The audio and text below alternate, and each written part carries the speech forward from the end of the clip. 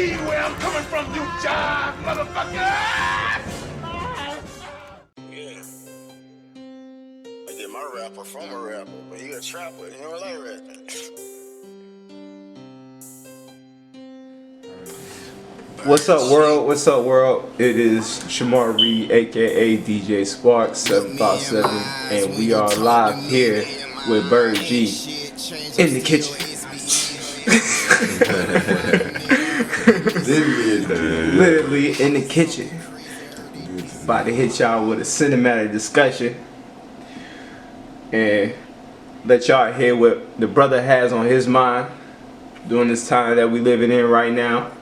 We know everybody is hyped, depressed, anxious, confused, don't even know what to feel.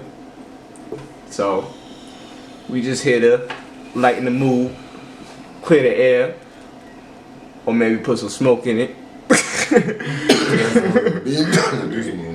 Yeah.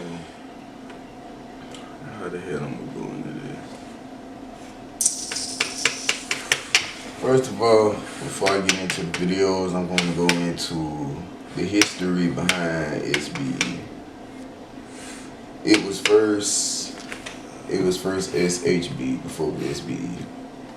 The name for that, well, the origin name of it is Study Hall Boys. And yes, just as his name, that's how he got it in Study Hall. About 10 years around this time in high school, I had 3 other friends. Greg, who was G-Baby at that time. Keith, who was Keith More Fire, and my homeboy Christian, who went as Big Beastie. The 4 of us, well, actually, it was HP too, but I think he came later on, but he was supposed to be our producer. So the 5 of us being in Study Hall, always making music, cracking jokes. First, it was just as if like we was playing. It was comedian at first. It wasn't what that says. And then we kind of like grew to start making songs, and then it was like, fuck it, let's try it. And then that's how SHB was born.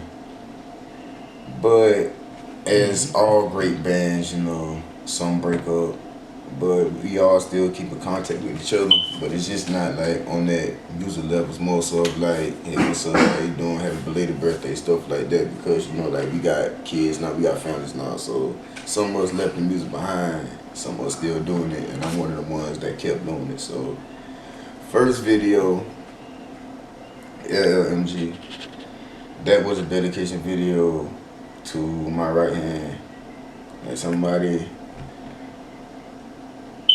goddamn, hold on, that long pause. Goddamn, You like, good, I bro? ain't know how to damn, like. You good? I mean, shit. just tell us about the video, you know what I'm saying? And the background behind it. That video, like I said, for my right hand, someone who I've known for a very, very long time, very long time. And when it first starts off, you can see an eye, and then you can see me, you know, like walking into a store. You know, that's pretty much what goes on after you've heard the news of like, yeah, your best friend's been killed, so I'm going to the store, I'm getting cigars, cigarettes, you know, I'm pretty much trying to ease my mind in the only way I know possible, but at this point there's no escaping the fact that my best friend just died. So now it's long walks, constant thinking, always in the dark, you know, kind of like in a depression state, but it was all in my head. The one point when it was like always dark, that was the part like it was all in my head, because at that point it was more so of me getting ready to retaliate. Now everyone wants to be like, who was the man with the dreads? That's Uncle Jug. You may know him as Dog Man, but that's Uncle Jug. Me and him was sitting with the lights around us because me being in the dark, I needed to find some sense of light. And me being in that dark path, my Uncle Jug was that sense of light for me there. Then you may see me night visioning with my gun a lot, looking back, walking around, looking up at the sky. You see cranes flying, you'll see me in the tunnel looking at the tunnel, and like, you know what I'm saying? Like, the tunnel represents that it's always another way. You feel me? But at this point, I'm stuck between 2 decisions. I can walk through it and come out to the light on the other side and face the fact like, okay, I can deal with this, I don't have to retaliate. Or, you know, there's that side of like, fuck that, that's my best friend, like, you know what I'm saying? Like, I got to slide by that. Like it ain't no way, ain't nothing else to it. So, not to give away too much, but at the end of that video, the rewind, well, after I, yeah, if y'all didn't pay attention to that, it was like I killed myself at the end of that video.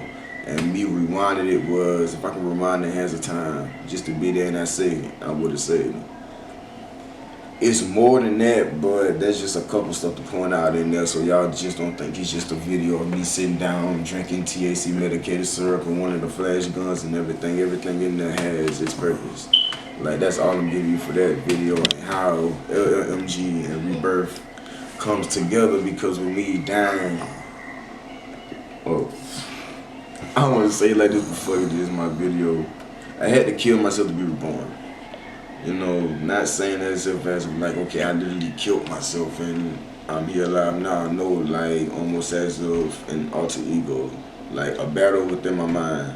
You know what I'm saying? So with Rebirth, if y'all listen to, you know what I'm saying, how Bird Hawk's Eye View, and y'all get I got into left arm, that's pretty much the next video that's coming after that. I didn't want to spoil that either, but fucking, I'm just winging it here. I didn't write this down. I'm just smoking. I'm just winging this shit, going on top of my head right now. So, Rebirth is actually the rebirth of an old rap name I used to go by, which was Killer K.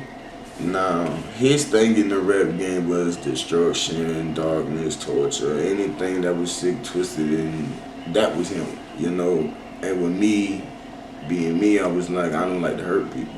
So it was like me and him made an agreement, and we were like, okay, since we can't hurt people, let me teach you to rap or whatever like that. Basically like another way to let my anger out. But in this video, if I pay close attention, I'm going to say 26, 30 seconds in, you can see the American flag behind me. That's why I'm sitting down in a chair and I'm kneeling. And it's like, I'm mad because I go on to say, because my skin different, is that's why they killing me, or is that the same reason they enslaved me? Like, a lot of people hit me up like I just wanted to show guns. No, because my friend MG was killed by a pistol, so that's why I got a pistol. And one of my other friends was burnt alive and they took his AR, his AK, and that's why I got the AR. Like, just to remember, so yes, these are dangerous weapons, but through my rights of the Second Amendment, I have the right to bear arms and I shall not be infringed. So, at the end of the day, people exercise your rights, do it a responsible way. Don't just go around trying to GTA every motherfucking thing, because no, that's not the way. But these videos are basically just me being trapped inside my own head. Like, instead of actually going to go do these things, this is like what happens in the middle of everything. Like, how can I put it, man? Like, I know I wanted to ask you, it might be off topic, but what impact did the deaths have on your music? Actually, Keon's impact went, like, I just moved and I just talked to him like, alright, bro, let me, you know what I'm saying? Let me move, I'm gonna come back, we gonna get you, we gonna smoke, do the music or whatever, because he wasn't so much of a rapper, but he'll promote us. He was like, no, man, I weed man and whatnot, so shit. And that hit me because it was like, this man ain't hurt nobody. He had no beef with nobody. And you just kill him over a gun like that. So that just goes to show me, like, materialistic is more over friendship these days. At MG, that hit too hard because me and him done did songs together. Me and him was rapping together, beats together and everything. And when he died, that kind of like, you know what I'm saying, God away from me, and they kind of like died with him. That's another thing I was trying to say in MG. That's why a lot of the praying was going on. He was actually the one who taught me the Lord's Prayer back when we were staying behind high school. So MG's death just wasn't like a death, like something that you can just like, okay, yeah, I can get over this. Like, nah, that's just a scar. Like, that's why it's on my face now. Like, but I try to push for the better though, even though in my heart I still want revenge. Yeah. But with the whole Black Lives Matter movement, that's postponed for me.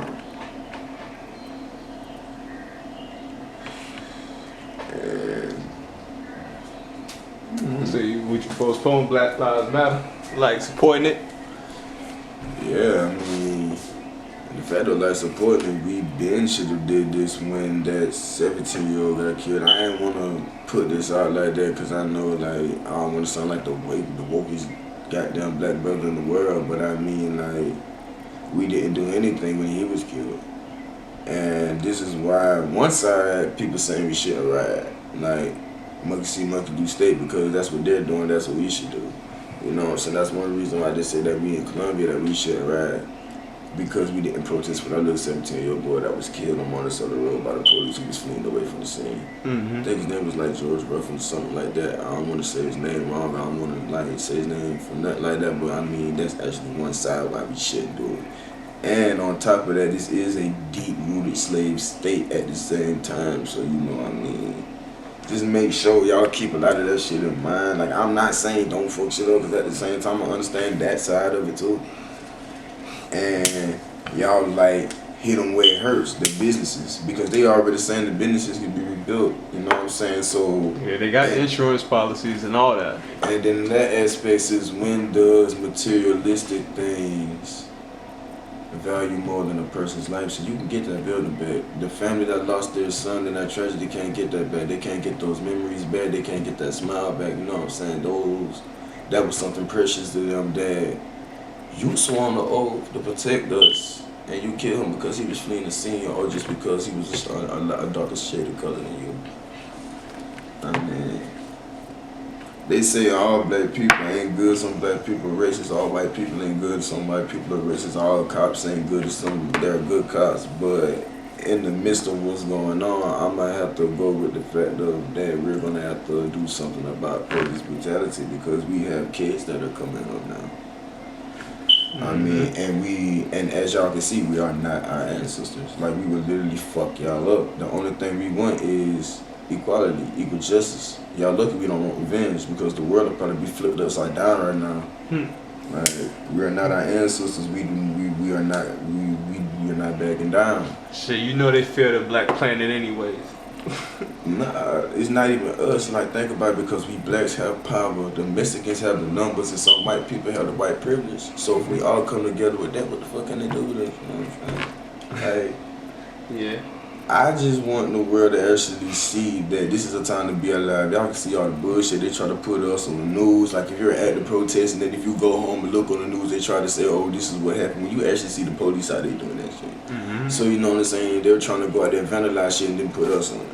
I mean, yeah, we know what we gonna fuck up. Like, the Popeyes that was on fire. I know I ain't about to burn down no Popeyes. That's fried chicken, bro. Can't do that.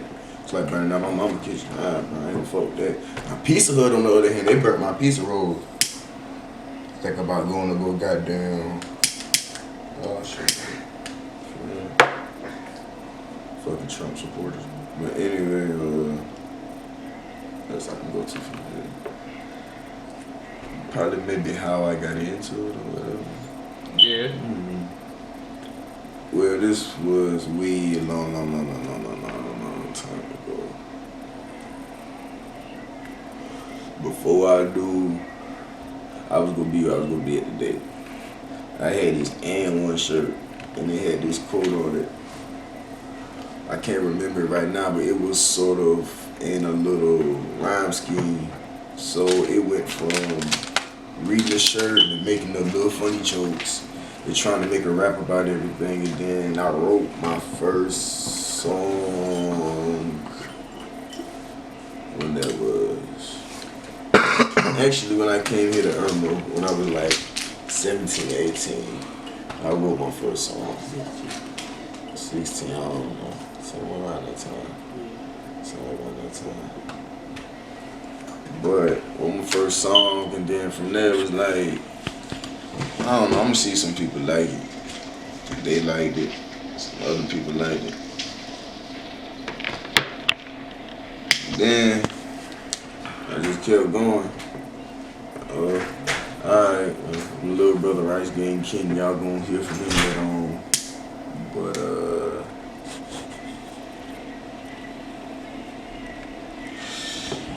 it was just that I always had a musical incline since I was young anyway.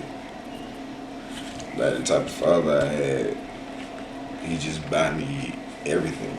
Like I had all the Jordans, all the name brand shit, all the games, I mean, and then I done lived the roughest life as well, you know, I done seen both sides of the field. That's Alright, so now that you drop Rebirth, now that we drop Rebirth, I'm gonna say that as a team collaborated effort right there, because we did that, you know what I'm saying? We did that quick for y'all, for the people. So what, how we gonna hit them next? Like, we'll right jab, left jab, uppercut, straight. After Rebirth, because in there, it's still a fight. As you can tell through the certain scenes of me walking, it's still a fight between me and Killer Kid. Like, how it's gonna be.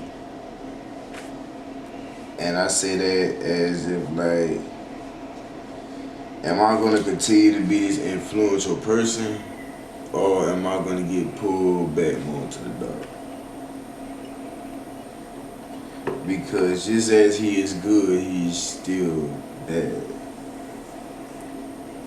But this is in my own figment of my imagination, so I mean, it is a monster I created too, so I mean, only I can destroy it. But music-wise, the next upcoming single I have is Enough. And the way I can explain this song is kind of like picking up where Rebirth left off at. As if like on the black side of the protesting and stuff like that. I don't want to go too deep into it. What I really wanted to do was like a Martin Luther King and Malcolm X if they was here today. Like one of my homeboys that I know play Malcolm X, or myself will play MLK, and we'll rap kind of like how Jonah Lucas did. I'm not a racist. My bad, I'm not a racist. Kind of like that. But as for right now, that's pretty much it. I may shoot left arm to continue the storyline, but I'm not gonna give away everything. And he asked me from the political side or street side of everything. To be honest, it need to be more of us gangbangers out there, to be honest. I won't call us gangbangers. I won't call us gangbangers. I ain't gonna call us that. But if we could be more of us people that's so-called like influential in the streets, we should be the ones really out there front line at the protest, to be real with you. Because even though you may think nobody's watching you, is a lot of people watching you. That's why it meant so much to me to get to the rally. That's why it's like now I'm exercising my voice so much in music, because I'm pissed off I couldn't get down to the rally and say it in their face. But if it could be more of us local rappers than ones that we claim that we step on shit and all that, when the KKK come in, it shouldn't be no problem with us wiping them the fuck out. And the same thing with the celebrities who we listen to. I see more athletes at the protest than I do rappers. The only one who we can say that go to protest is faithfully is J. Cole. Anybody else, I can't really speak for him.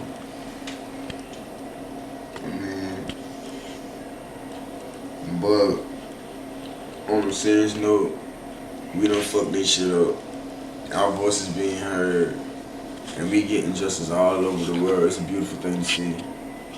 But now it's time to do the real cure of this whole situation. Get our ass in the polls and go vote. Like, that's number one. Well, we forgot it's 3 branches, you know. It's not just the president. They just, yeah, no. It's Still about the legislation to judicial on the executive, right? I believe so. That's where, those other two where we need to hit them at, man. For real. I know I'm taking forever to roll the blunt. You mean like, yeah, I was about to start talking, so I was gonna let you do that. But, I was about to say, what you mean is we need to have more of our people in those positions, the judicial and legislative part, because, you know, some people say voting don't even matter because it don't even matter who's in the office. We still gonna get the royal treatment from somebody behind the scenes. President's just a front. It's all Congress. To me, the president is just a puppet. You know what I'm saying? I mean, yeah, I used to have this, I said the same thing. My vote didn't count. But, I mean, I never voted, so how would I know until I tried? So, my first time in 2020, I will be voting. You know what I'm saying? I'm going out there, I'm trying to vote. You know, I'm trying to see what I can do to make this world a better place for my kids and everyone else is in the future, because I'm not just in this by myself. Like, it's more people like me in this situation. And, hold on. To the people watching this, I'm sorry. Like, I smoke a lot. Just like how the man said, stay thirsty, my friends, stay high, my friends. Bird. And if somebody tell you no, say BirdG told you so. You know what I'm talking about? It's free country, dude. Matter of fact, depending on how high I get in this interview, I might leave my number and I'm gonna just tell your mom to call. Like, bird. Smoke. Go pop a beer. Oh. Did y'all know the world's biggest pharmaceutical? Like, bird. Like, the largest pharmaceutical business in the world is all over CVS. Think about it, they the drug dealers. They're the one on every corner, right next to that liquor store. Right next to your Arab store where you get your cigars at. For real, like, everywhere. They give you medicine like, yeah, it's gonna help you do this, it's gonna help you do that. Look, I've been on medicine for a torn ACL. I was supposed to start back walking in 6 months to a year. I started back walking in 3. Only time I took my meds is when that shit was excruciating and I couldn't take it no more, but still, I still spit it out, just walk on it. Some medicines, well, not some, all, because they try to manipulate the real thing, but it doesn't always work out like that. Scientists may think they're smart, but they can't make something that Mother Nature already had here intended for us. You know what I'm saying? That's basically what I'm getting at. Hey, yeah, because look, hey, tell them if you like check out every commercial for every drug, right, you'll have more side effects than the actual problem that you have in hand. It was like, oh, side effects might cause I'm waiting for us to have diarrhea. I'm waiting for us to have one of those commercials like that for coronavirus. Like, if you've been in the coronavirus pandemic, if you're entitled to this, that, and third. Like, I'm waiting on that commercial. Oh yeah, they up there though. 2-3 years, no, ain't nothing right now. We talking about, yeah, they got coronavirus commercials and all that shit. I was watching the other day. That goes to show how much I stay in the house and play video games. Yeah, because I was watching with my grandfather, and but we was watching westerns, so it was on an old channel. So it was mainly for older people, the coronavirus commercial, and you can just see like the game that they playing with that shit right there too. How they juggling trying to get money off of that coronavirus. It's funny, man. Yeah, it's funny. But like, it's the same side effects as any other thing. Everybody probably want to hear my opinion on, like, why do I think we should vote? Like, to me, Well, you already gave that pretty much, didn't you? no, because you know it's going to be some people out there going to be like, who are you to give me advice to vote if you never voted? I know if somebody else going to watch this, I'm going to say that pay attention. So you want to clarify that aspect of why you should vote this time? We should vote because we don't want to mother. We don't hit a blunt fire. Say it. Cause we don't want the orange Cheeto no motherfucker, but that's why you should go motherfucker, bro. Cause you see what the fuck happened when Trump was going. We took that shit lightly as fuck. We took that shit light. We like, man, fuck that, they ain't gonna knock Trump. I was over there at home before it happened, like they gonna elect this motherfucker and the world gonna go upside down from here. I was already saying this shit for the shit fucking happen. Like, because who the hell would elect the president that imitates a handicapped man in a chair? Like, I mean, that's fucked up. Like, Yeah, we got a cowboy in the seat.